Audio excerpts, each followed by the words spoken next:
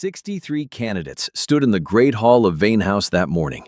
Broad shoulders, polished armor, every one of them dressed in black, and every one of them wearing the particular posture of a person who believed they were the obvious answer to the question being asked. Then the heavy doors opened, and Vorka walked in. Cracked leather vest, worn boots, and behind her, a 6-year-old girl, clutching a small, carved bone doll. The laughter came immediately. Someone said it looked like she had taken a wrong turn on the way to the market. Vorka did not turn around. She smoothed her daughter's hair once and walked onto the floor. 30 seconds later, Dara the Shield, 4 years undefeated, 3 regional titles, the most decorated fighter in the room, was face down on the stone and did not move. Nobody laughed after that. Not even Aldrich Vane, who had stepped close enough to see everything, and whose heart was moving faster than he was prepared to admit. The woman they mocked would become the only one standing between him and everything he was about to lose.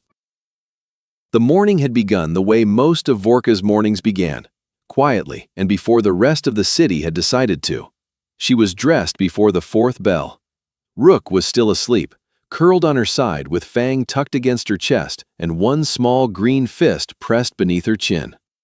Vorka stood in the doorway of the room for a moment, watching her daughter breathe, the way she had done every morning since the day she brought her home from the healer's house 3 years ago, the day the war was over for her and the rest of it had begun. She did not allow herself long moments of standing in doorways. She had learned, in the years since Durak, that long moments of standing in doorways led to other things, to the particular weight that accumulated at the back of the chest when a person gave silence too much room. She allowed herself a count of 10. Then she turned and went to the kitchen. She made porridge. She ate half of hers standing at the window, watching the street below come slowly to life. The baker's boy with his cart, the old woman from the upper floor setting her pot of herbs on the sill, the 2 night market stragglers still arguing quietly about something neither of them would remember by midday. The eastern quarter woke slowly and without ceremony. Vorka had always found this reliable. Cities that woke slowly were cities that ran on trade, not fear. At the 5th bell, she woke Rook. "We're going to the big house today," Rook said, sitting up with her hair pushed sideways and Fang already in hand. She did not say it as a question. "Yes," Vorka said. Rook studied Vorka's face with the focused attention she applied to problems that required more information than she currently had. She was 6 years old and had her father's eyes and her mother's habit of treating every situation as data. "Are they going to be rude to you?" Rook asked. Vorka helped her with her laces. "Probably. Because you're an orc." "Yes." Rook considered this for a moment with the practical detachment of a child who had been given honest answers her entire life and had learned to process them rather than be frightened by them. "Will you win anyway?" "Yes," Vorka said. Rook nodded as though the question had been administrative and reached for her coat. They walked the 12 blocks to Vane House in the early morning air, Rook's hand in Vorka's, Fang's carved wooden head visible above the pocket of Rook's coat. The streets of the eastern quarter were not beautiful, but they were alive. The smell of bread from the bakeries, the sound of hammers from the farrier on the corner, the low, ongoing conversation of a city that knew its own purpose. Vorka had lived in the eastern quarter for 3 years since she came out of service, and she had chosen it the way she chose most things. Not for what it was, but for what it wasn't. It wasn't the kind of place where people watched you too carefully. In the eastern quarter, everyone had a reason to be somewhere, and no one spent much time asking what yours was. Except sometimes when they saw her tusks. The remarks were not always loud.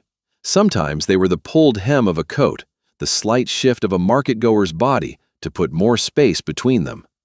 Sometimes a child would stare until a parent pulled them away.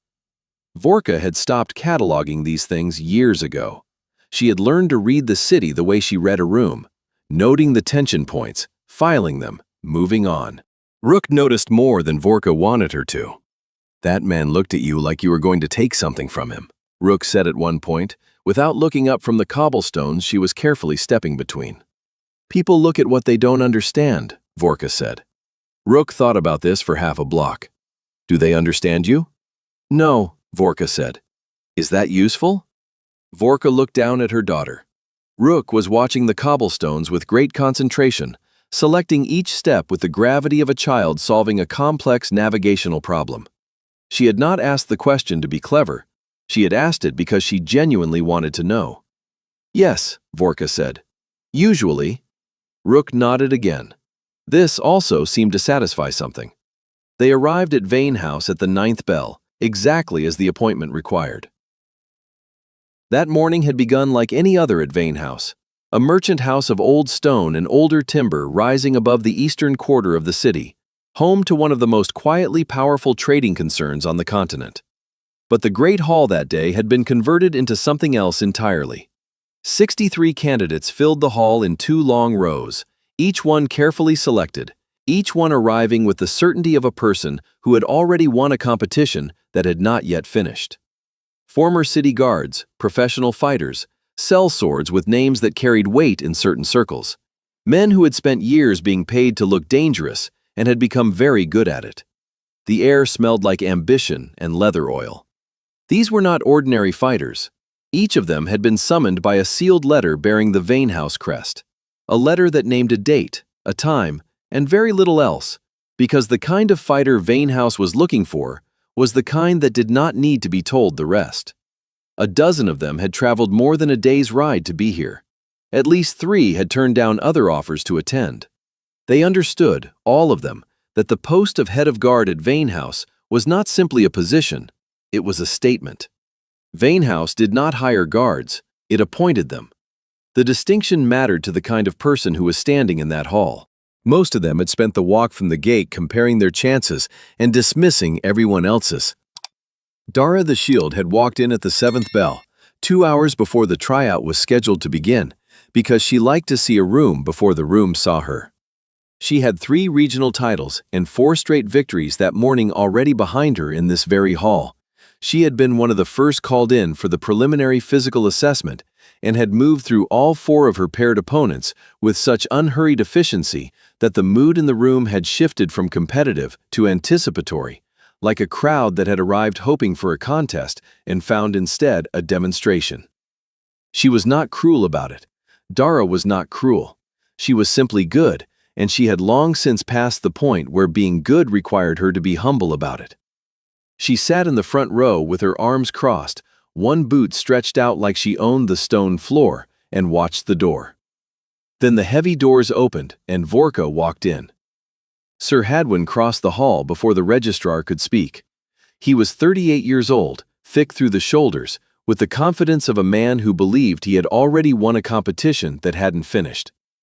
As acting head of guard for Figh House, Sir Hadwin had reasons to be unsettled by today's tryout, and he had chosen to let that unease come out as cruelty. Sir Hadwin had held his position at Figh House for 6 years. He was not incompetent.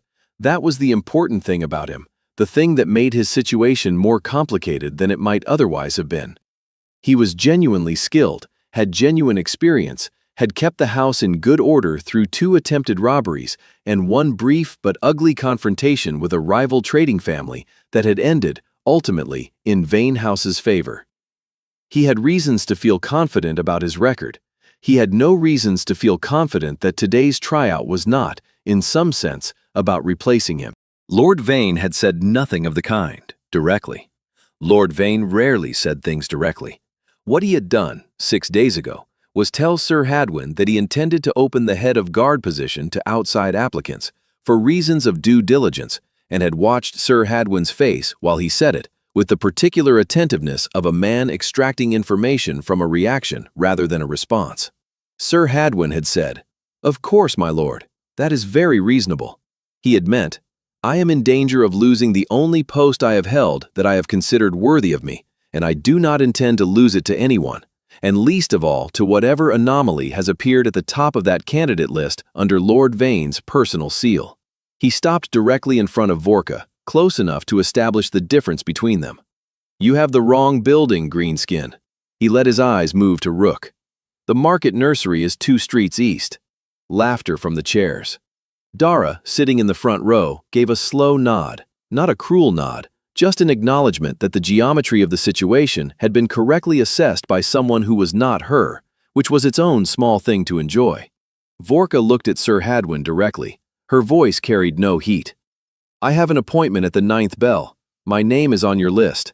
Sir Hadwin checked the ledger. Something moved across his face. A brief tightening he covered quickly.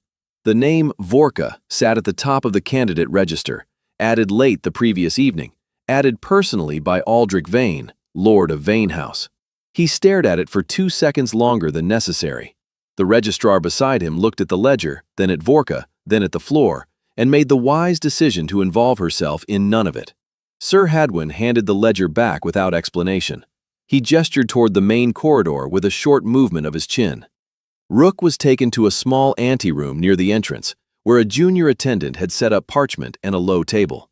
The attendant, a young woman barely out of her apprentice years, with ink stains on her left hand, and the slightly over-careful manner of someone who had been told to make a good impression, looked at Rook with the cautious warmth of a person who was not sure what the correct expression was for this particular situation. Rook solved the problem for her. She sat down, placed Feng on the chair beside her with the deliberateness of someone settling a companion rather than an object, opened to a blank page, and began to draw without a word. The attendant watched her for a moment, then relaxed by degrees, and eventually drew up a second chair and sat nearby with her own work. Because there was something about the way Rook drew, the focused, unhurried certainty of it, that made the room feel settled. Vorka watched her daughter sit down. Then she turned and walked into the main hall.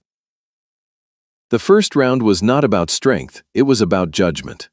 Each candidate was given 3 minutes at a standing table, one assessor, a list of situational questions, no time to prepare. The candidates ahead of Vorka arrived with sealed letters of commendation, printed service records, framed accounts of their victories. One man had brought a satchel thick with documents. 2 of them opened with the words, "I have been doing this for 15 years. The assessor, a lean, gray-haired woman named Calloway, who had spent 20 years in the trade as a route evaluator for merchant caravans and had, according to those who knew her, seen every variety of professional overclaiming the world could produce, heard each of them with the same expression of patient attention that revealed nothing about her conclusions. She had been hired personally by Lord Vane for the assessment. Sir Hadwin had not been consulted. The candidates who had spent the morning feeling confident had their confidence measured carefully and returned to them at a slight reduction, and most of them did not notice. Then Vorka came to the table with nothing in her hands. Calloway looked up. "Service record?" Vorka set a single object on the table, a broken arrowhead. The metal was dark iron, the break at the shaft end clean and old. The blood on it had long since turned black, but it was still visible if you knew where to look, and the assessor looked. "Ask whose it is," Vorka said. The room had the quality of a breath that had not yet been decided upon. Sir Hadwin, standing nearby with his arms folded, let out a short breath through his nose, the sound of a man who had decided to be patient in a theatrical way. "You cannot be serious," Sir Hadwin said. "I am," Vorka said. Calloway picked up the arrowhead. She turned it once in her fingers. Something in her expression adjusted, not dramatically, but in the way a scale adjusts when a weight is added that is slightly heavier than expected. She set it down and made a note. The second part of the first round was a threat assessment. Each candidate was shown a staging of a crowded market square, actors moving through the space, a principal figure in the foreground, and had 30 seconds to identify danger points and name a response. Most of the candidates found 3 or 4 of the 6 marked threat positions. The ones who found 5 were considered exceptional. The actor in the gray hood in the northeast corner was the most commonly missed, partly because he was positioned behind a visible obstacle, and partly because he had been still for 40 seconds before the staging began, and humans, as a rule, stopped tracking things that had stopped moving. Dara watched the staging, paused 2 seconds, then identified 4 positions. She named her response protocol with crisp authority: clear entry and exit lines, principal's movement vector, secondary threat containment. The room received it the way a room receives something good, with the slightly grudging quiet of people who know they have just seen the bar established. Vorka watched it once. She stood with her arms at her sides. 6 marked positions, she said, 2 unmarked. The shadow behind the third column on the left gives an unobserved approach of approximately 4 strides. Whoever designed this staging assumed the assessor's attention would anchor to the principal figure and the obvious movement. The man in the green cloak has shifted his hand position 3 times since the staging began. He is carrying something he has not yet decided to use. She paused 1 beat. The actor in the gray hood has been still too long on purpose. That is the tell. The room was quiet for 2 seconds. "Lucky guess," said Sir Hadwin. Calloway made another note. Her expression had not changed, but she did not look at Sir Hadwin when she said, "Thank you. Next candidate." Vorka said nothing. She returned to her seat. Above, in the South Tower study, Aldrich Vane was reading the assessor's reports as they arrived by attendant. He sat in a straight-backed chair, his hands on the armrests, with a notepad on his knee that he had not written on in the last 20 minutes. His aide Mira stood near the door because Mira understood that sometimes the most useful thing she could do was be present without requiring acknowledgement. She had worked for Aldrich for 9 years and had developed, in that time, a precise understanding of the difference between the silences that meant he was thinking and the silences that meant he was waiting to see what he thought. This was the second kind. "She doesn't look like the usual sort," Mira said carefully, because the report was on his knee and they both knew what it said. "No," Aldrich said, "she doesn't." He turned the page, though he had already read it. 3 weeks earlier, an unmarked letter had been left on his desk. Not delivered by courier, left. There was a distinction. A courier would have been logged at the gate. There would have been a hand on the receiving ledger, a seal checked. This letter had simply appeared on his desk between the 7th and 8th bell on a Wednesday, in the 40 minutes between when he had left the study and when he returned. No one on his staff admitted to placing it there. No one had seen who brought it. Inside was a 12-page document, a detailed account of one Vorka, former sergeant of the Iron Company's 7th cohort. Service record, 11 years, 4 campaigns, decorated twice for field assessment under pressure, once for the extraction of a trade delegation from a situation that the document described in specific tactical language that Aldrich had read 3 times and still found difficult to fully picture. Skill assessment, exceptional in close quarters, exceptional in threat identification, unconventional in method, resistant to direction from commanders she considered less qualified than herself. Personal history, widowed 3 years prior, 1 daughter, no fixed alliances, no outstanding debts, no known affiliations with any of the trading families currently operating in the Eastern Quarter. The final page had no text except 1 line, at the bottom, in a hand different from the rest. "He will need her." Aldrich had spent considerable effort trying to trace who had written it. His investigators had reached a wall at every direction. The document itself was clean, good parchment, careful lettering, the kind of work that suggested a professional scribe and enough coin to ensure discretion. The arrowhead she had placed on the assessment table had been mentioned in the document. A trophy, it said, taken from the Iron Company commander who had tried to have her removed from service for insubordination 7 years ago. The commander had not pursued the matter further after the incident in question. The document was, in this and in other ways, the kind of file that could only have been assembled by someone who had been watching for a very long time. Aldrich had added Vorka's name to the candidate list the evening before the tryout, personally, and had said nothing to Sir Hadwin about it until the ledger was already in the registrar's hands. In the latest report, the assessor had written, identified 8 threat positions, 6 marked, 2 unmarked. Identified the deliberate stillness of Actor C, which has not been identified in any previous assessment session. Assessment of method, non-standard. Assessment of judgment, exceptional.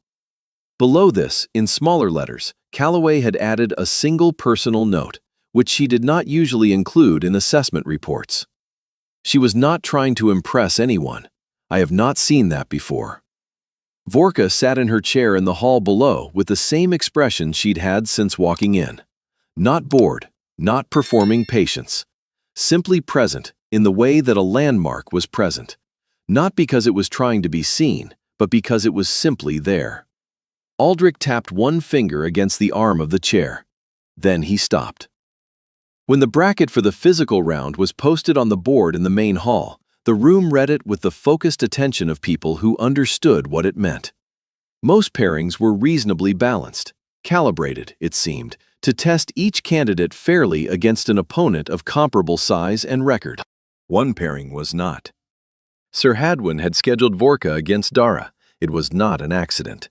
He had arranged the bracket himself that morning, working from the candidate records with the methodical care of a man constructing an argument.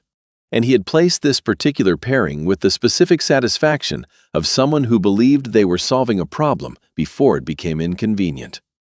He had thought about it for most of the previous night. The situation, as he understood it, was this. Lord Vane had placed an orc woman with an irregular background at the top of a candidate list without consulting him, without explanation, and with what Sir Hadwin had come to read as deliberate ambiguity. The kind of deliberate ambiguity that a lord of Aldrich Vane's precise intelligence used when he wanted to do something without being seen to do it directly. The woman was strange.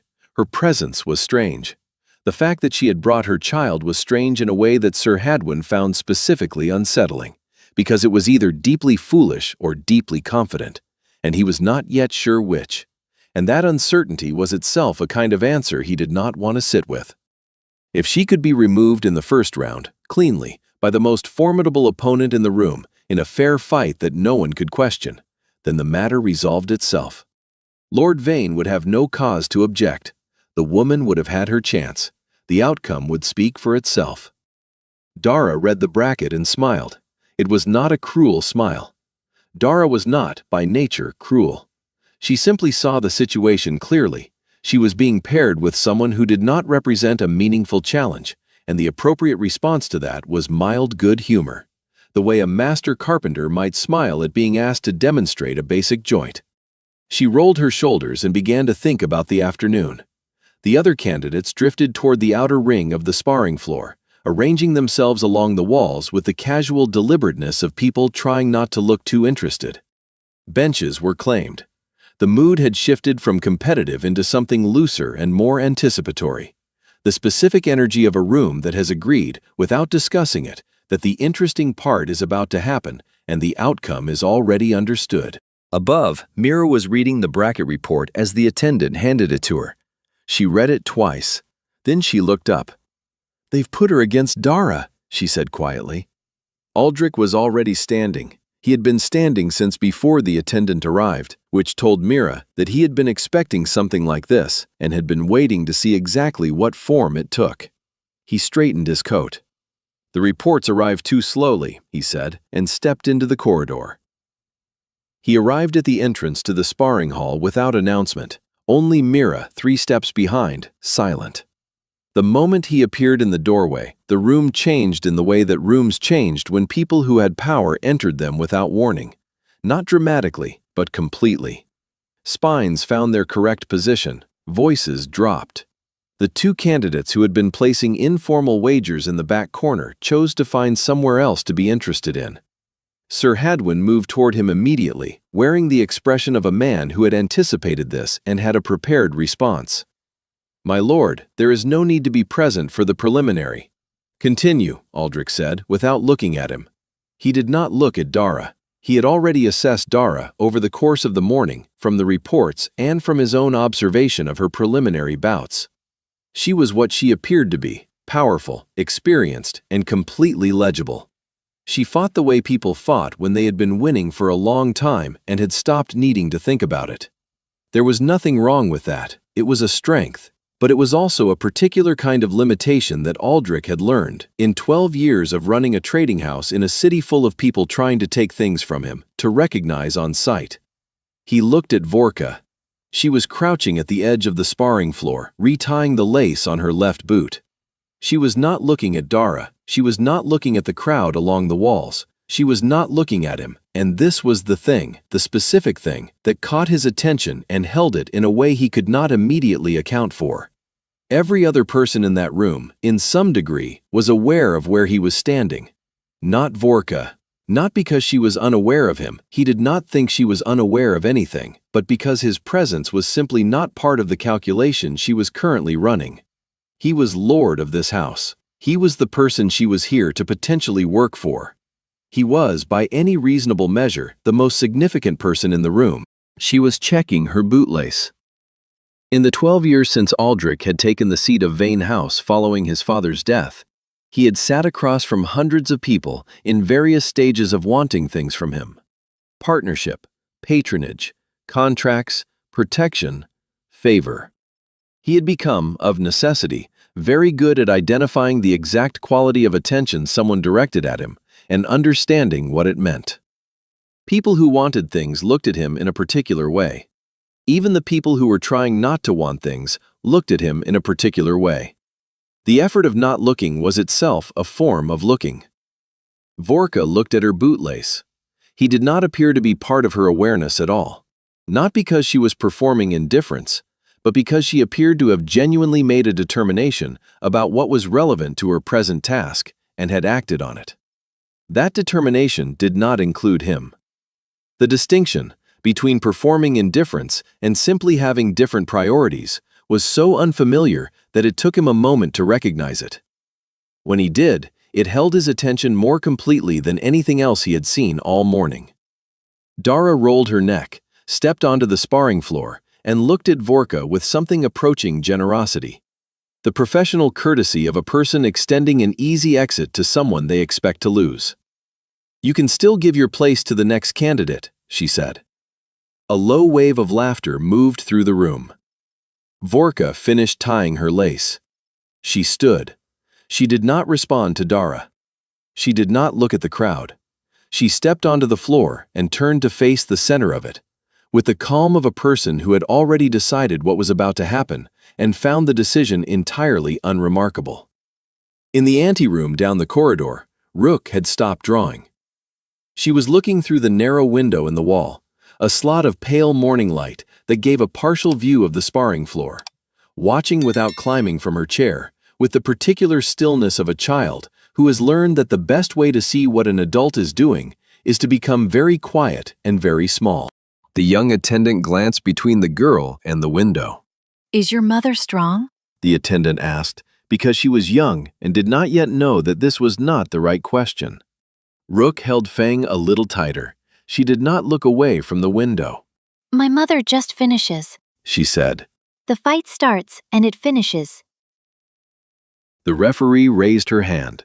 The room held its breath. The count began. Dara came forward immediately. No hesitation, no slow opening. She had ended 4 bouts already that morning, all of them within 40 seconds, all of them with the same sequence that had won her 3 regional titles. Close the distance, establish grip, control weight and position. It was not an elegant technique. It was not meant to be elegant. It was meant to work, and it had worked, reliably, for 4 years. She applied it now with the confidence of a person repeating a proven equation. Vorka moved back, not scrambling, not defensive. One precise step, her weight shifting to the outside edge of her left foot in a movement so small and so exact that it barely registered as movement at all. What it did was redirect Dara's approach angle by approximately 6 degrees. 6 degrees, at the speed and weight Dara was bringing forward, was the difference between a grip that landed and a grip that closed on air. Dara's hands found nothing. The room did not understand what had happened. From where most of them were standing, it had looked like Dara had simply missed. A small miscalculation. It would correct itself in the next exchange. Dara recovered and came again. She adjusted, widened her approach slightly, drove more of her weight into the forward push. It was the right adjustment. Any reasonable opponent would have been caught by it. Vorka gave it nothing to catch. By the 9th second, Aldrich had stopped breathing at his normal rhythm, though he was not aware of this until later. He was watching Vorka's eyes. This was something he did in negotiations, watched where a person was actually looking, because the eyes told you things that the rest of the body had learned to hide. Most fighters' eyes track their opponent's hands or feet, following movement, anticipating the next development. Vorka's eyes were doing something different. They were still. Not focused on a single point, but still in the way that open water was still. Calm on the surface while whatever was generating the calm ran deeper than the surface could show. She was not reacting to Dara. She was reading her. Dara attacked again, a third time, a fourth. Each time Vorka gave her something, a fraction of an opening, a half-step backward that looked like the beginning of a stumble, a slight rotation of the shoulder that suggested a lowered guard. And each time the follow-through found nothing there. The opening closed before Dara arrived at it. The stumble was not a stumble. The lowered guard was not lowered. The room had gone very quiet. Aldrich's hand found the door frame at some point without him noticing. At the 17th second, something shifted in Vorka's eyes. A minor contraction of focus, barely perceptible, the kind of change you would miss entirely if you were watching the wrong thing. She had seen what she needed to see. 16 seconds of reading had produced a conclusion, and the conclusion had arrived with enough certainty to move from observation to action. She had spent 16 seconds not fighting Dara. She had spent 16 seconds learning her. At the 18th second, Vorka stepped in instead of back. What followed was over before the room had assembled the correct interpretation of what was happening. One arm, Vorka's right, found Dara's elbow at the joint, not gripping it but controlling the angle of it, the way you controlled a door by holding the frame rather than the handle. The other made a single, small, decisive adjustment to the space just below Dara's center of gravity. A contact so brief that several people standing close to the floor could not, afterward, say with certainty that it had happened at all. What they could say was that Dara went down, not thrown, redirected. Dara's own momentum, which had been considerable and forward-moving and committed, became the instrument of her descent. Her own weight, her own forward drive, the particular investment she had made in the approach, all of it turned inward on itself with the precision of something that had been set up, from the first step of the bout, to arrive exactly here. The technique was not arena fighting. It was not any style the room could name. It was something stripped down to its essential function. The removal of a threat in the least possible time with the least possible expenditure.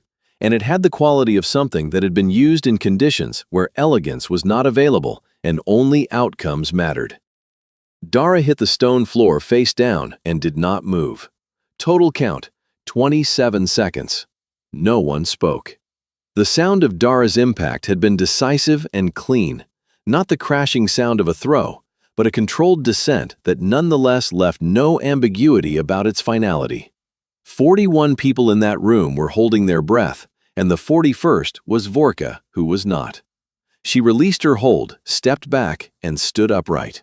Her breathing was unchanged, the same steady cadence it had been when she walked in. She turned her hands over once, a brief check, looking at her own palms the way a craftsperson checked their tools after use, and stepped off the floor. Sir Hadwin was holding a sheet of parchment. He did not seem aware that it had fallen from his hand until it made a small sound against the stone. The hands that had been raised along the far wall to record what their owners had assumed would be a short and decisive demonstration of the expected outcome were still raised. No one had thought to lower them. Two candidates near the front had the expressions of people who had arrived at a firm conclusion and were now in the early stages of revising it without quite admitting to themselves that this was what they were doing. Rook appeared at the doorway. She had slid from her chair the moment she heard silence instead of noise, and she had crossed the anteroom and navigated the corridor with the focused urgency of a 6-year-old who has completed her assessment and reached a verdict. She crossed the sparring floor to Vorka. Vorka crouched to her level. "Mama, are you done?" Vorka looked at her daughter's face for a moment, the way she always looked at Rook's face, with the same complete attention she applied to everything that mattered to her. "All done," she said. "Shall we find you something sweet?" Rook considered this with appropriate gravity. "With honey?" "With honey." Vorka stood, took Rook's hand, and walked toward the corridor exit. Behind her, Dara was being helped to her feet by two other candidates who were performing with varying degrees of success, the expression of people who had expected this outcome. Dara herself had the look of someone doing a careful and honest accounting of what had just happened. Not humiliated exactly, but revised, recalibrated. She would need some time to understand what she had just encountered. Aldrich Vane stood at the door. His hand dropped from the frame. He turned and walked back toward the stairs without a word.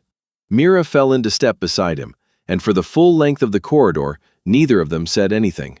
Then Mira said very quietly, "Her breathing didn't change." "I know," Aldrich said. He climbed the stairs toward the south tower. And somewhere between the ground floor and the study, he acknowledged to himself, as a private observation and in the particular honest accounting he reserved for things he wasn't quite ready to examine yet, that for the last 7 minutes he had not watched a single other person in that room. He called her up before the bracket finished. The other 62 candidates were still arranged in the main hall, waiting for their pairings, when Mira appeared at the door and asked Vorka to follow her. A few of the candidates exchanged glances, the specific glance of people who have been in enough competitive situations to understand when the competition has effectively concluded while the formalities are still in progress. Sir Hadwin straightened his coat and opened his mouth. But Mira had already turned toward the stairs, and Vorka was following, and Rook was beside her with Fang tucked under her arm, and none of it had been submitted for approval. The South Tower was quiet in the particular way of old buildings that had been deliberately maintained. Not silent, but insulated from the ambient noise of the world outside in a way that suggested the silence was intentional and considered.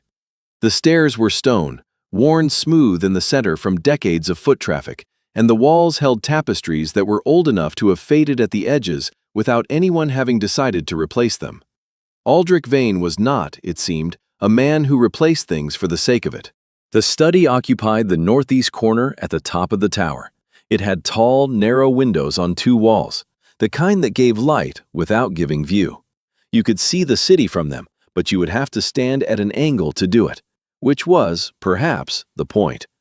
Books were arranged on 3 walls of shelving, organized by the color of their spines in a pattern that was too precise to be accidental and too unorthodox to be conventional. His desk held exactly 3 things: a ledger, a notepad, and a cup of water that had been placed exactly at the corner. Nothing decorative, nothing personal, nothing that had not been put there because it was used. Rook stepped inside, stopped, and looked around. She did this with the particular focus of a child who took new spaces seriously, not with wonder, but with the evaluative attention of someone conducting an assessment. Her eyes moved across the shelves, the windows, the desk, the single straight-backed chair positioned facing the door. She was quiet for a moment. "It's nice in here," she said, "but there's nothing alive. No smell of growing things." Aldrich, who had been watching Vorka from behind his desk, looked at the girl. A beat passed, the kind of beat that followed an observation that was accurate enough to require a moment of honest reckoning. "I know," he said. Then he looked back at Vorka, and the conversation about growing things was over. Though something about it remained in the room like a door left slightly open. He slid a document across the desk. "Sit." Vorka sat. Rook settled into the chair beside her, took her small notebook from her coat pocket with the ease of a child who carried it the way other children carried toys, as a natural extension of herself, and began drawing without being asked. Aldrich asked about the technique on the sparring floor. Vorka said it came from specific training in specific circumstances. She did not elaborate. Her manner was not evasive, it was precise. She was not refusing to answer. She was answering exactly as much as the question required, and no more. He asked about her service record with the iron company. She said it was in the file he had already reviewed. He asked whether the document he had received 3 weeks ago, the 12-page account of her history, had been sent with her knowledge. Vorka looked at the document on his desk, not at him, at the document. For 2 full seconds, something moved behind her eyes, a recognition crossing a calculation and reaching, after a visible effort of will, a deliberate stillness. "No," she said. "I don't know who sent it." He watched her. The stillness was real. She was not lying. That was, inexplicably, the part that unsettled him most. Not that someone had sent it, but that she was as much in the dark about it as he was, and had clearly been thinking about this for some time before today. "What payment are you asking?" he said. She named a figure. It was neither low nor inflated, the exact number of a person who had calculated what the work was worth, not what she could extract, and had named it without pressure or performance. He signed the agreement without renegotiating. Below, Sir Hadwin received word by attendant, a folded note handed to him in the corridor outside the main hall while the remaining candidates were still completing their assessments. He stood and read it. He read it again. Then he looked up at the wall across the corridor for a long moment, the way a man looked at a wall when he was calculating something and the numbers were not coming out in his favor. He sent a letter by private courier to an address that did not appear in any of Vane House's official records. He composed it in the corridor in the 7 minutes between receiving the note and handing it off. Brief, specific, using the coded language he had been using with this particular correspondent for the better part of 2 years. The letter, translated, said, "The situation has changed and the schedule needs to move forward." Then he straightened his coat and went back into the main hall to conclude the rest of the tryout as though nothing had happened. For the first 7 days, Vorka worked like a shadow. She stayed exactly 1 step behind Aldrich, not 2, not beside him.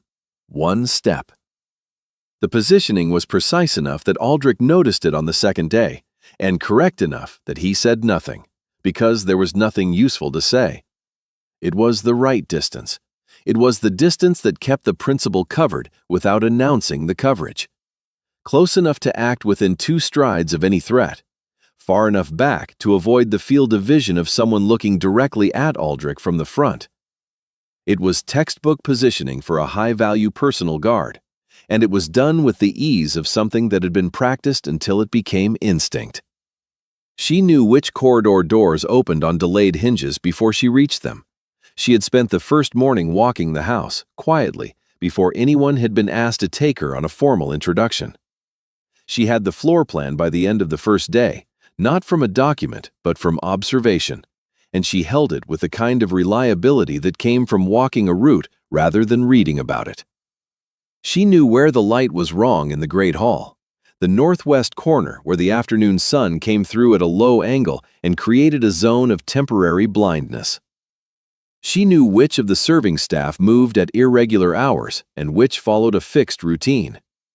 She knew, within the first 3 days, the name of every person who had regular access to Aldrich's study and what each of them was likely to want from the rooms they passed through. She did not share most of this. She filed it. Aldrich noticed the filing. He noticed it the way you notice the presence of a very good lock, not by seeing it work, but by the particular quality of security it produced in a space that had previously been merely defended.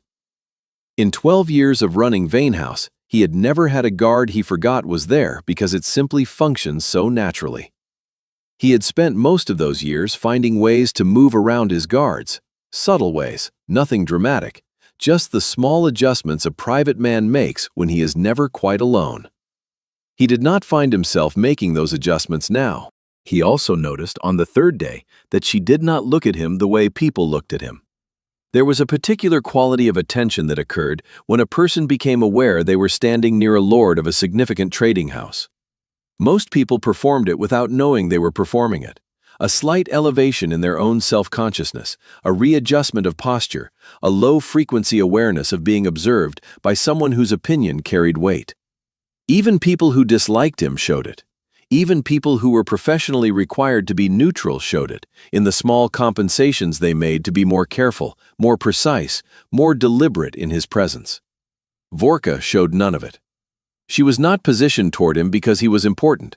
She was not positioned toward him because she was trying to make a good impression or demonstrate the quality of her work.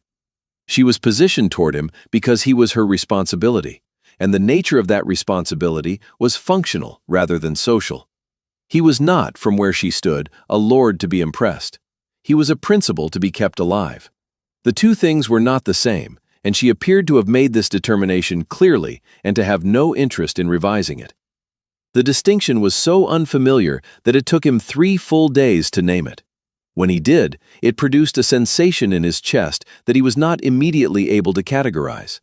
He had been many things to many people over the course of his life. He had been a lord, an employer, a debtor, a creditor, a rival, an ally, a son, a widower.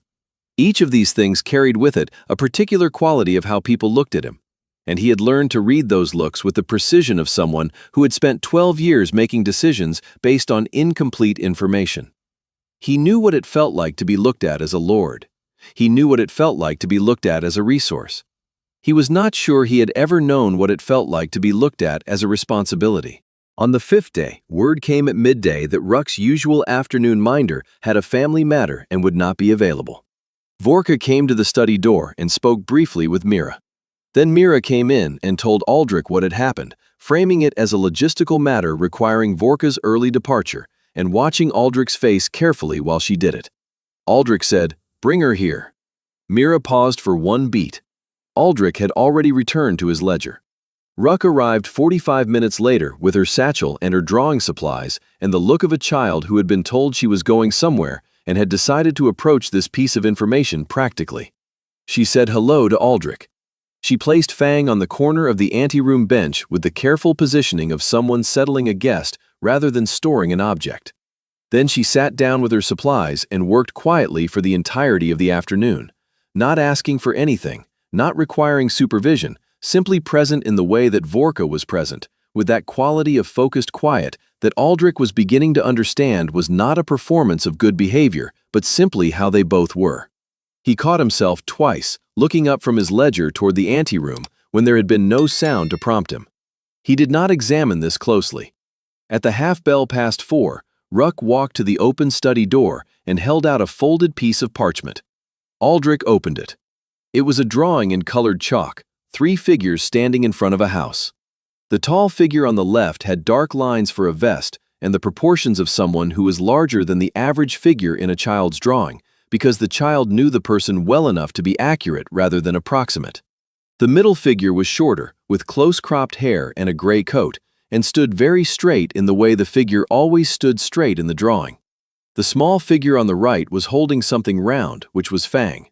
In front of the house there was a tree, not a large tree, not the dominant feature of the drawing, but a considered tree, a tree that had been given its own careful space, with branches that were specific rather than generic, and leaves that had been drawn individually rather than in the usual clusters that children used when they wanted to indicate leaves without committing to them.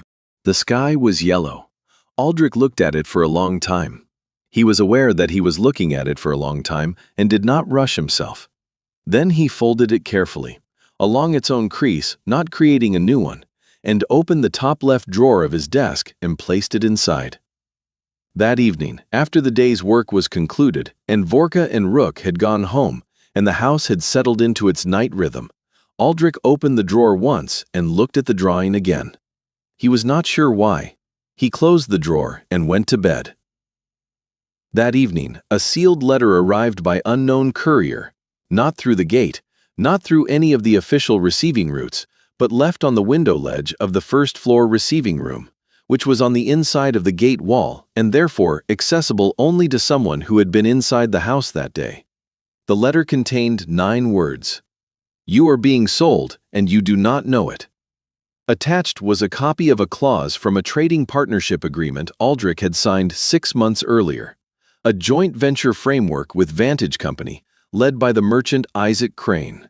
The clause was in the back section of the document, in the subsection that governed the conditions under which leadership of either partner house could be challenged, transferred, or restructured. It was the kind of clause that good legal counsel reviewed in draft and signed off on, and then filed in the category of contingencies that were technically possible but practically remote. The notation at the base of the clause read, Article 9. Aldrich read it standing at his desk. Then he sat down. Then he read it again. He sent for his senior legal advisor immediately. The advisor did not respond that evening. His deputy came the following morning with an explanation of the delay that was technically plausible in every particular, and that Aldrich listened to with the careful attention of a man identifying the specific location of a lie.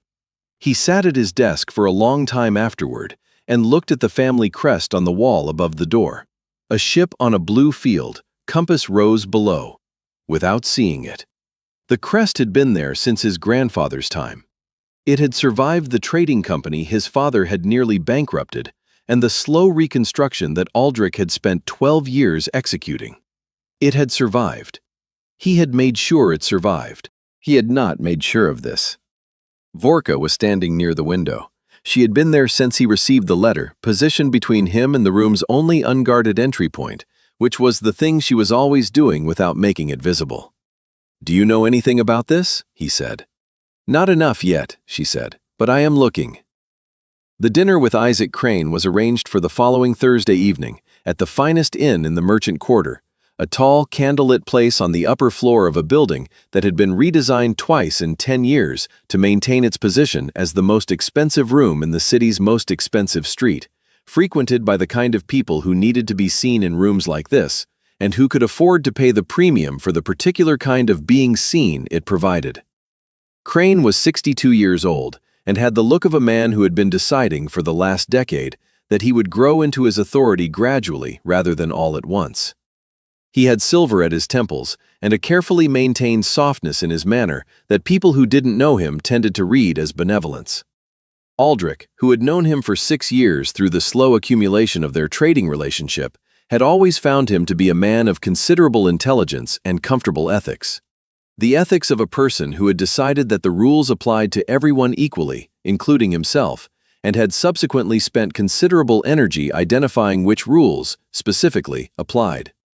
He stood when Aldrich arrived, expressing what appeared to be genuine pleasure. He ordered wine from a list that cost more than most households spent in a month, which was a choice that communicated something to everyone who could read it and nothing to everyone who couldn't. He acknowledged Vorka with a brief look, the quick, complete assessment of a man who was always gathering information and had practiced making the gathering invisible. Something moved across his eyes when he looked at her. Aldrich filed it. The first part of the meal was excellent theater. Crane spoke about the Vantage partnership with the warmth of a man describing a shared achievement, which in some ways it was. He used the word alignment without embarrassment, and family with slightly more care, as though he was aware that it was a strong word, and wanted to signal that he had made a considered choice to use it anyway. He mentioned 3 of Aldrich's trading ventures by name and in context, which told Aldrich that he had done careful research and wanted Aldrich to know it, an act of demonstrated preparation that was also, underneath, a demonstration of surveillance. Aldrich ate his soup and answered precisely as much as each question warranted. Vorka stood 3 steps behind him and slightly to the right. She did not eat. She did not look at Crane directly. She watched the room, the servers moving through their practice paths, the other diners at the neighboring tables, the 2 exits Aldrich could see and the one he couldn't. Once, briefly, she looked at Crane's hands. Then, during the main course, Crane said the words. The winter quarter reckoning will, of course, be the natural moment of alignment, given Article 9. He said it in the middle of a sentence about seasonal trade forecasts, folded into the rhythm of a longer thought, given no special emphasis, the way a person hid a very important thing by placing it next to things of ordinary importance. Aldrich set down his knife. He did it carefully, the exact motion of someone whose hands were being given explicit instructions not to express what they were feeling. Inside, something dropped. Not a feeling exactly. More like the sound a structure makes when one of its load-bearing elements fails and the rest of the structure has not yet received the information. Of course, he said. Crane smiled.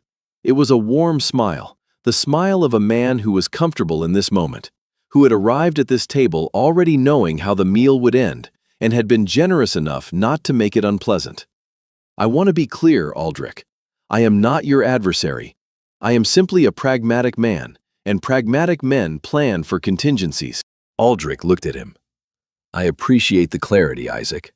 Crane raised his cup in a small gesture that functioned as a toast and also as a period at the end of a sentence.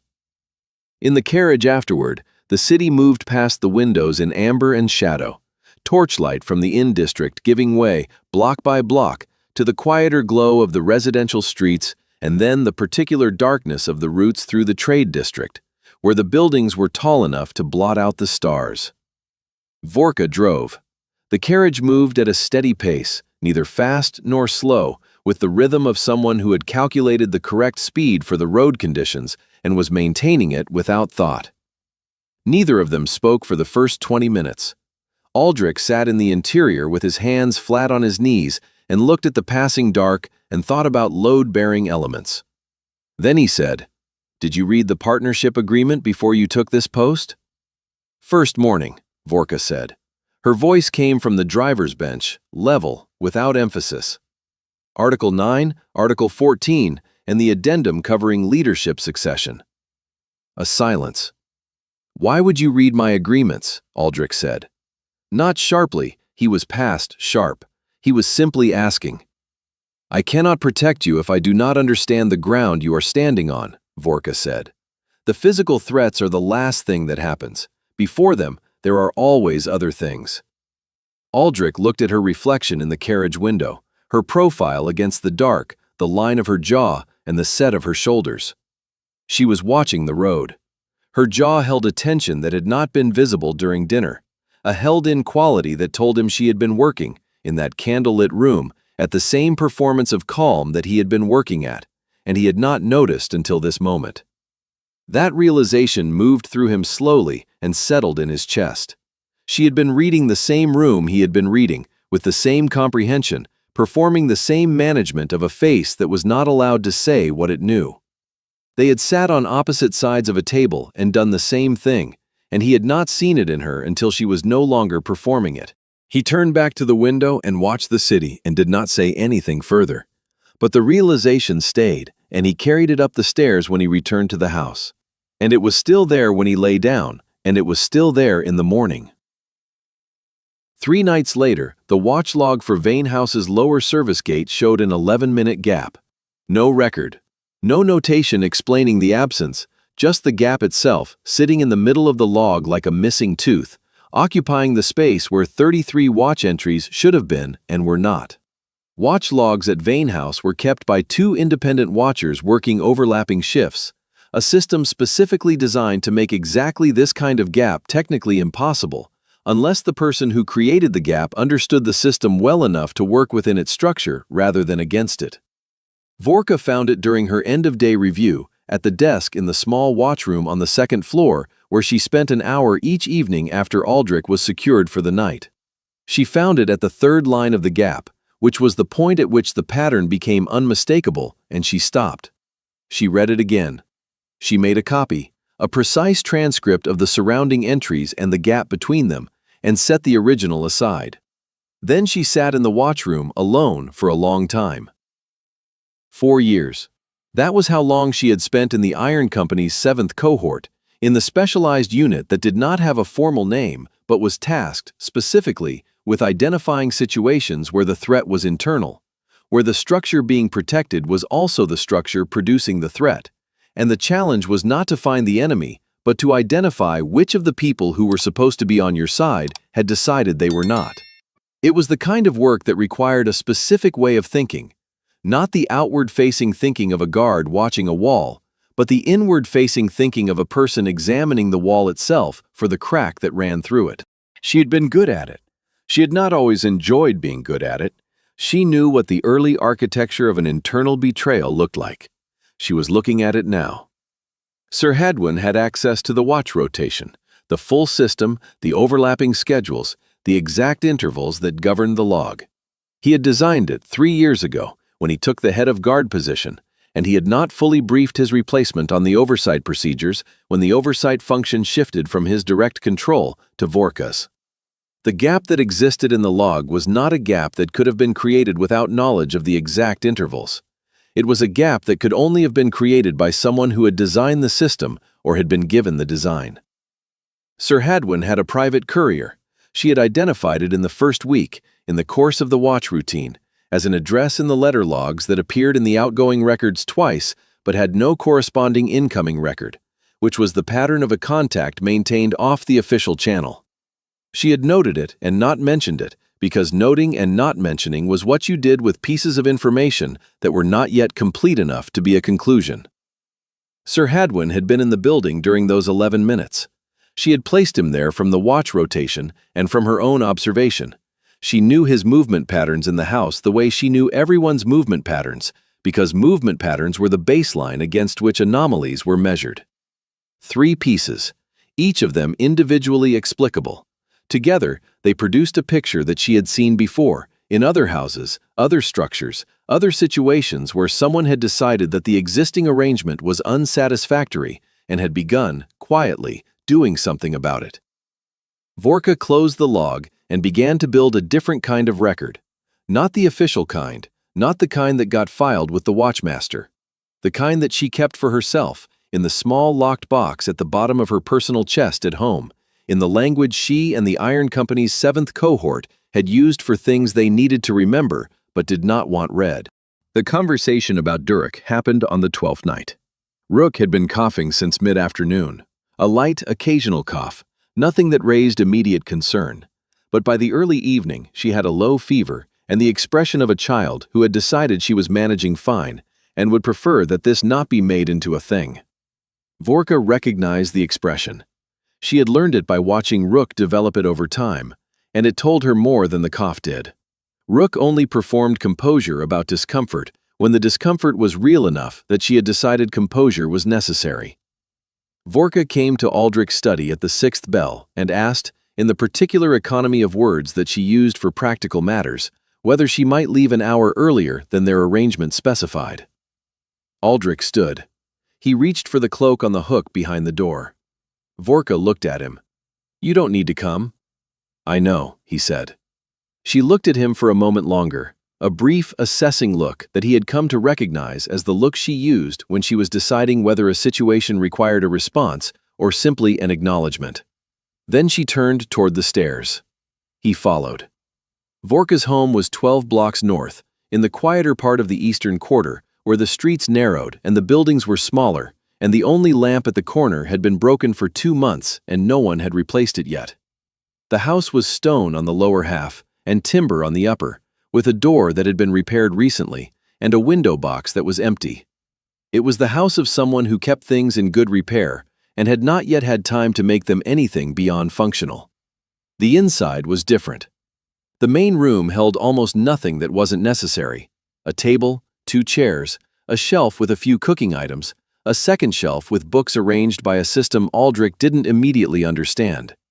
But in the far left corner, which was separated from the rest of the room by nothing except the change in the wall's character, there was Rook's space. It was overwhelming in the way that something made entirely by love was sometimes overwhelming. Not dramatic, not designed to be seen, but so dense with evidence of attention and care that it produced a feeling in the chest that was difficult to name accurately.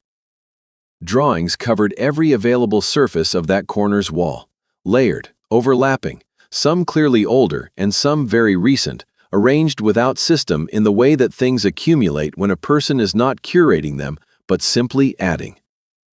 Books were stacked on the floor in columns organized by height, which was the organizational principle of a child who had not yet learned that books were supposed to be shelved, but had found a solution that satisfied the need for order.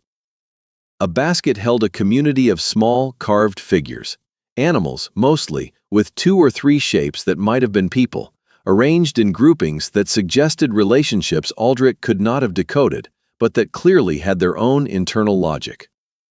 Rook was in bed. She looked up when they came in, and then she looked at Aldrich, and there was a beat of assessment that was so similar in quality to her mother's assessments that Aldrich felt a sudden, unexpected warmth in his chest. "Hello," Rook said. "Hello," Aldrich said. She turned back to Vorka, satisfied by something, and allowed herself to be tucked in without complaint. Aldrich sat on the edge of the bed while Vorka went to the kitchen to heat broth. Rook watched him from the pillow with the evaluative calm of a 6-year-old taking the full measure of a situation. "Do you have a mother?" she asked. "Yes," Aldrich said. "Is she nearby?" "She is occupied. We do not see each other often." Rook received this with the gravity she applied to new information. "My mama is occupied too," she said, after a moment. "But she is always here. That's different." Aldrich looked at the wall of drawings. He found the one that matched the drawing in his desk drawer. Or rather, he found what it had been before the tree was added, because Rook had drawn and redrawn this particular composition several times, each iteration slightly different, each one keeping the three figures and the house and adjusting something else. In the oldest version, the house had no door. In the middle version, the door was there, but the figures were inside the house rather than in front of it. In the most recent, they were outside, and the tree was there. He sat with Rook until the broth was warm, asking her questions about her drawings and receiving answers that were specific and considered and occasionally surprising. She told him that Fang was not actually a doll. Fang was a companion who had chosen her, which was a different thing, and the distinction mattered. She told him that she was going to be a cartographer when she was old enough, because maps told the truth about where things were, while stories told the truth about why things mattered, and she wanted to do both. She told him that she had once asked her mother why orcish people were green, and her mother had said it was because they were made from the earth before the earth forgot what it was supposed to look like, and she had been thinking about this ever since. Aldrich listened to all of it. He was aware that listening to it was producing something in him that he was not ready to examine directly, and he made no effort to examine it. Later, after Rook had fallen asleep and the broth bowls had been rinsed, and they were sitting at the kitchen table with 2 cups of tea, the house quiet around them, the city pressing its light against the single window, Aldrich asked about Rook's father. He did not ask it to gather information. He asked it because the question had been sitting in him since the first day he walked into this room and saw the drawings and understood, in a way that no document could have conveyed, what the last 3 years of Vorka's life had been. She was quiet. Not the brief quiet of someone collecting their words, but the longer quiet of someone who was deciding whether the words were theirs to give. Then she turned her cup once in her hands. His name was Durak. He had been a scout for the same Iron Company cohort, a different unit. They had met in the 3rd year of her service, the year the Northern Campaign moved south, and the 2 cohorts were consolidated. He was not large for an orc, which she had noted when she met him, because most of the men in her unit measured themselves by size, and he had seemed unbothered by not measuring up. He was good at stillness. He was good at reading people, better than her, she thought in some ways, because he was more patient than her, and patience gave you access to information that urgency missed. They'd been together for 4 years before Ruck was born, and the 3 years after that were different in the way that having a child made things different, not worse, just organized around a new center of gravity that you had agreed together was the right center. She had been on patrol when the message came. A clan skirmish east of the route she had been patrolling, in the territory of one of the old land disputes that had been smoldering since before she was born. Durak had been on a solo observation post. He was very good at those. He had been doing what he was trained to do. She had been on the road home within 6 hours of receiving the message. She had been out of service within 60 days of arriving. She had not gone back. She said all of it the way she said most things, directly, without ornamentation or request for particular response. Not because she didn't feel it.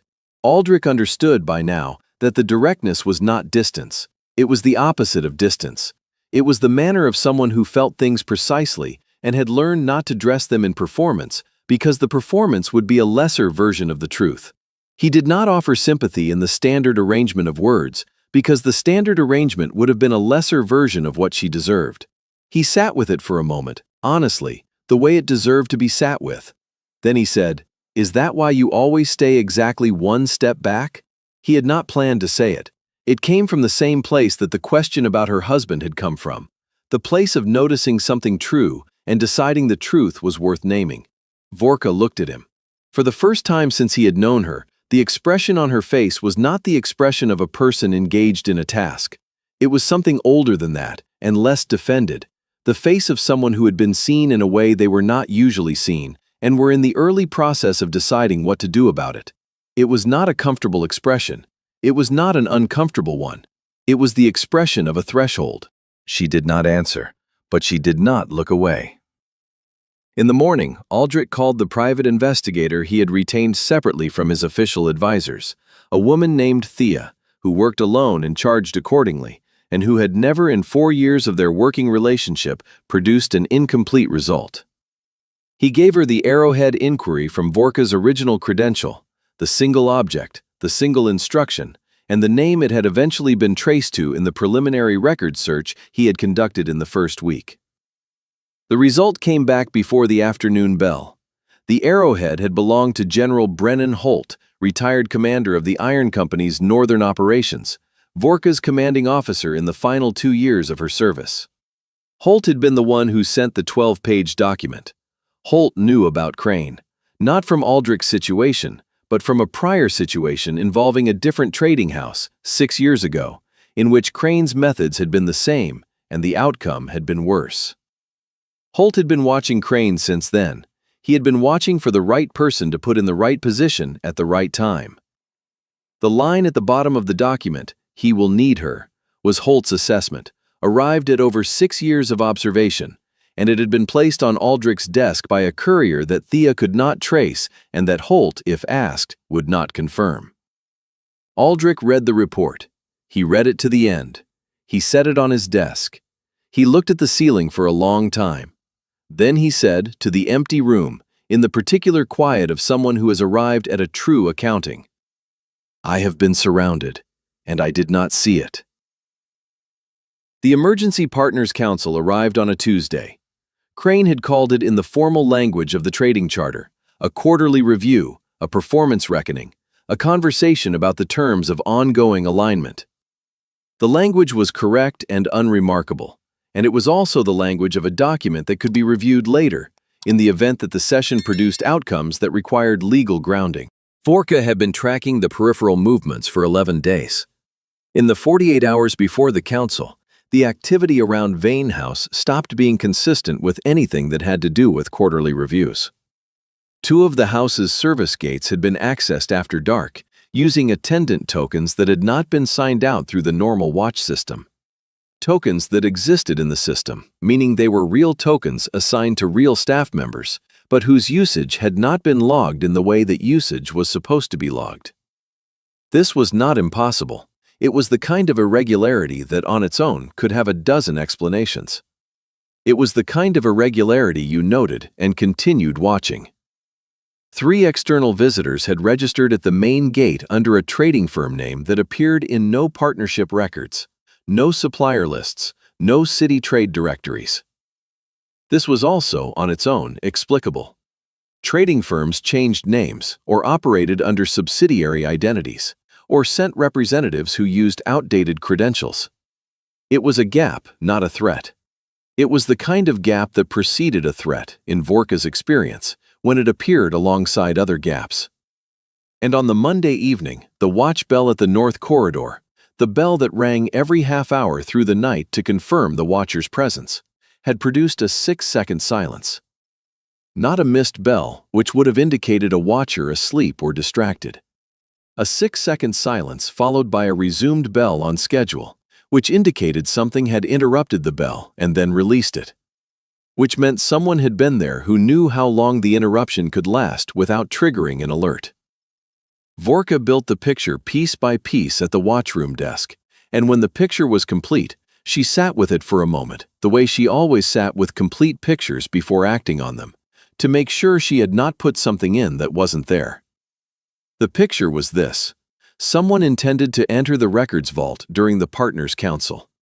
The vault was on the North Tower level, the same level that had produced the watch bell interruption, the same level that the foreign tokens had been used to access after dark. The vault held sealed contracts and account records for 900 of Vane House's partnerships.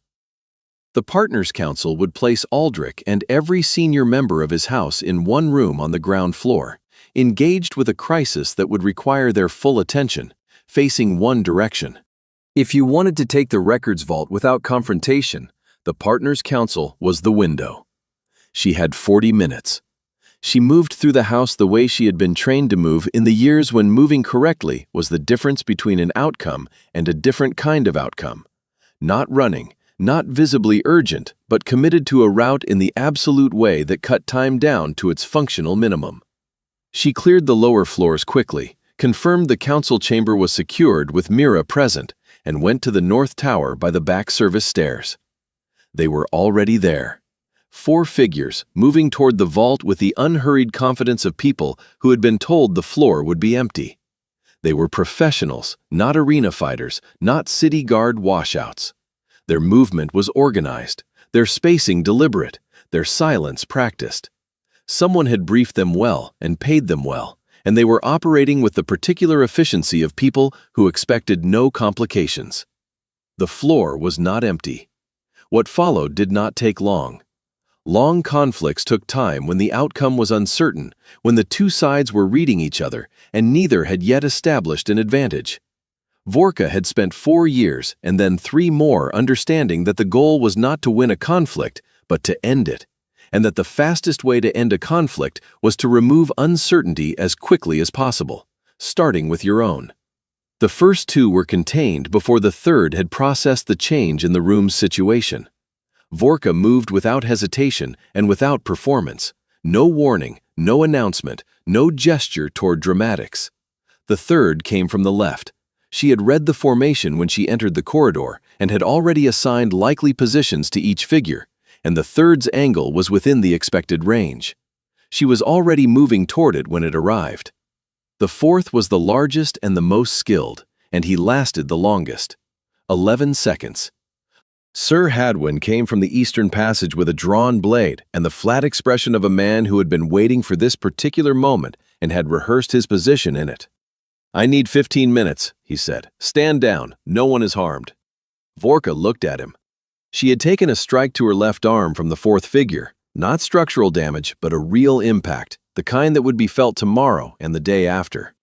She noted it, assigned it to the category of things that were real but did not change the current calculation, and kept her attention on Sir Hadwin. "I don't have 15 minutes, she said.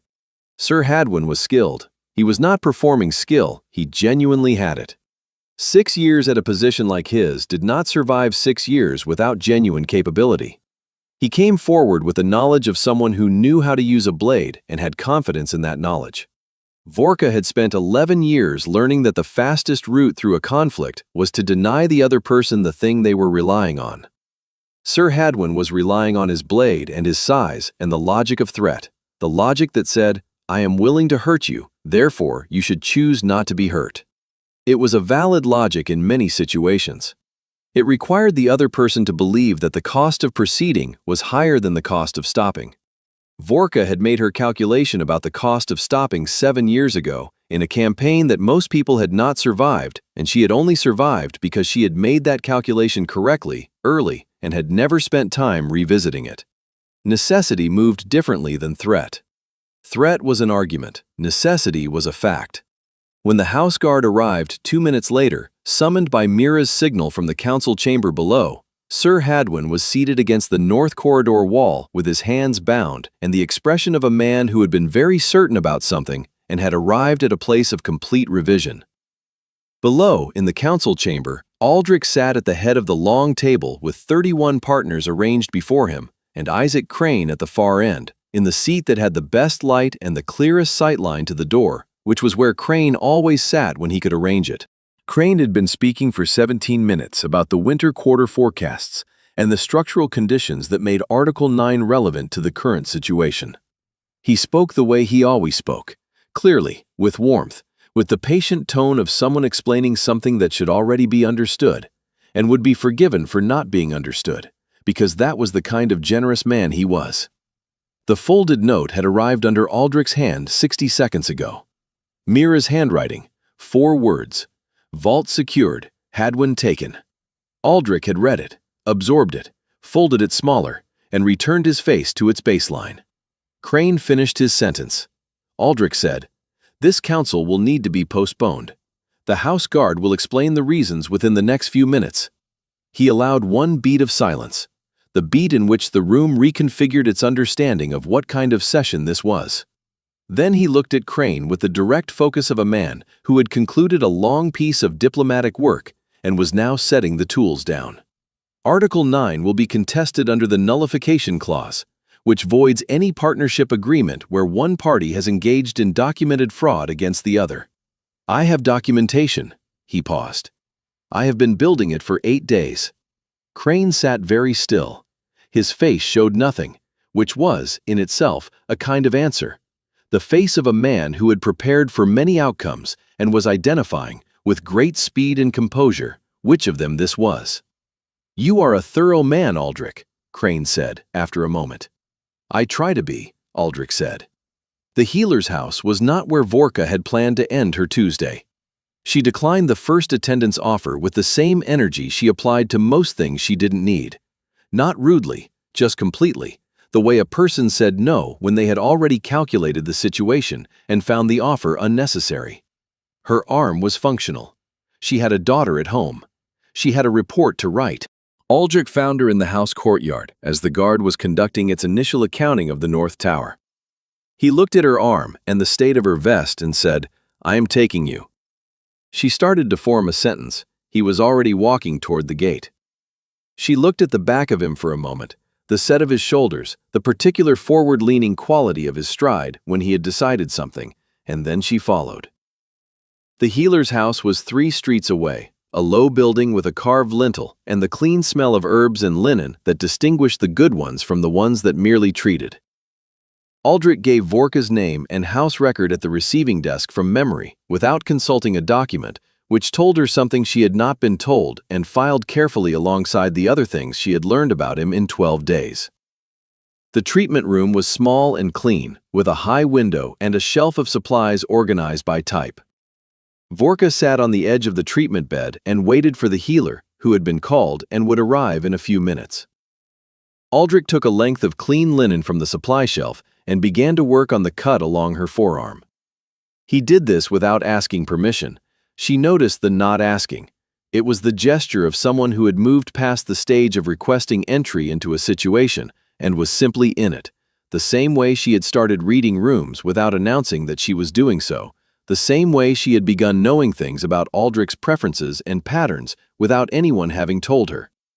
He was in it the way she was in it. Do you know how to do that? She said. No, he said, but I learned quickly. She watched him work. His hands were careful and methodical, which she had expected. He was careful and methodical in everything, but there was something else in the way he was doing it, something slightly too focused for a practical task, the focus of a person who was attending to a thing because attending to it mattered to them, rather than because the task required the attention. She watched this for a moment and then looked away.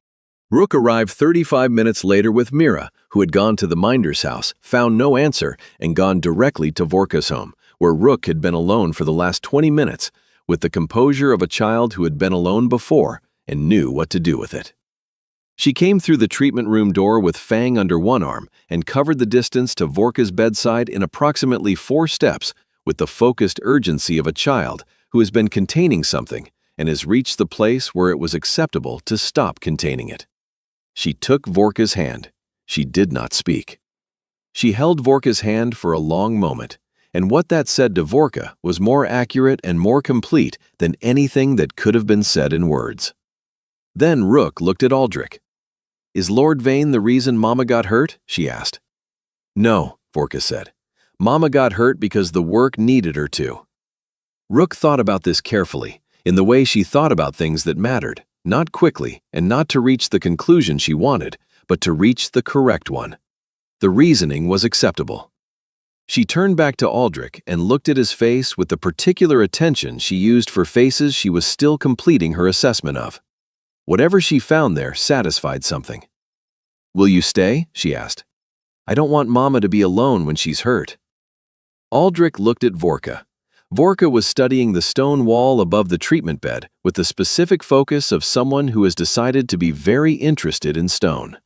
He pulled the chair beside the bed closer and sat down. All right, he said. By the 11th bell, the corridor was quiet. Rook had fallen asleep on the long stone bench along the far wall, her head on Aldrich's folded cloak, her body curled toward the warmth it carried.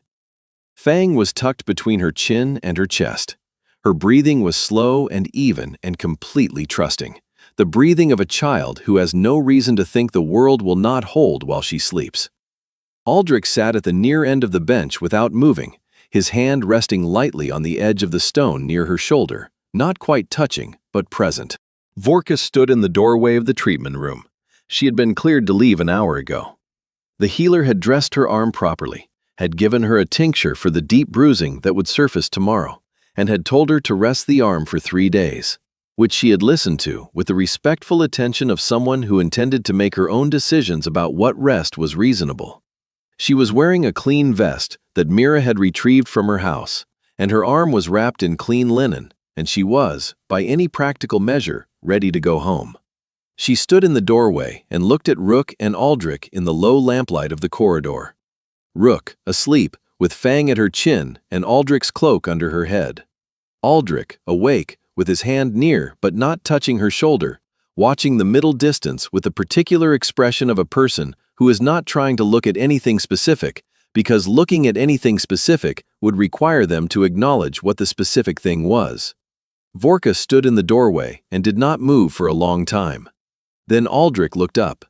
Just looked up, turned his head toward her, with no particular expression, the way he turned toward things he was simply acknowledging rather than reacting to.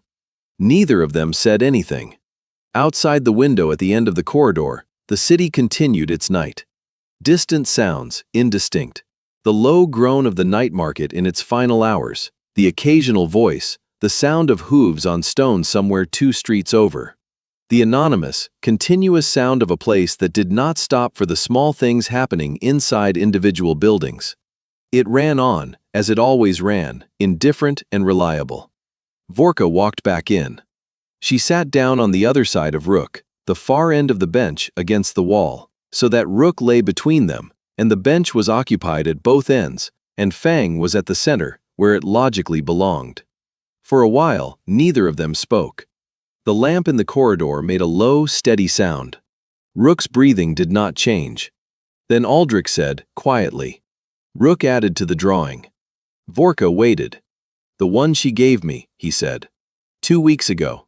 I had it in my desk. She came in this morning, before I arrived, and added something to it. What did she add? A tree, Aldrich said. In front of the house. Vorka was quiet for a moment. She looked at Rook's face, the absolute ease of it, the specific trust of deep sleep, the way a child's face in sleep was the face they had before they learned that the world sometimes required something from them. She didn't tell me she was going to do that, Vorka said. No, Aldrich said. I don't think she planned it. Vorka looked at the tree, the lamp, the wall, the child between them. She thought about Durek, who had been good at stillness, and about the question Aldrich had asked her, "Is that why you always stay 1 step back?" And about the fact that she had not answered it, and about the fact that she was sitting here, on this bench, in this corridor, which was also a kind of answer. The corridor lamp made its low, even sound above them. Rook breathed in the rhythm of a child who trusted entirely and without condition that the world around her was held. And for the first time in the entire length of that long, breaking day, for the first time, perhaps, in a good deal longer than that, the corner of Vorka's mouth moved. It was small, it was quiet. It was, unmistakably, a beginning.